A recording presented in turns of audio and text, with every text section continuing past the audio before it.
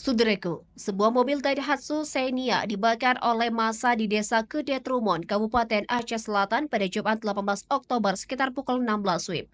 Mobil Xenia dengan nomor polisi BL1436GC itu dibakar massa yang diduga tersulut emosi terhadap tiga pelaku pencuri sepeda motor milik warga setempat.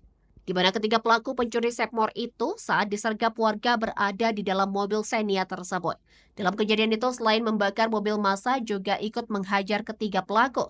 Dikutip dari serambinews.com, pada Sabtu 19 Oktober, ketiga pelaku pencurian itu kini telah diamankan oleh pihak kepolisian setempat. Disebutkan, kronologi kejadian berawal saat pemilik sepeda motor sedang memancing ikan di sungai yang berada di desa Tepin Tinggi, Kecamatan Trumon, Kabupaten Aceh Selatan. Korban waktu itu memarkirkan sepeda motor merek Honda Scoopy dengan nopol BK6076AIE warna silver di pinggir jalan tak jauh dari sungai. Lebih lanjut, jelas AKP Jumanto melihat hal tersebut, korban langsung berteriak dan berusaha mengejar pelaku serta berusaha menghubungi keluarga korban yang ada di desa Kedetromon untuk menghadang mobil tersebut.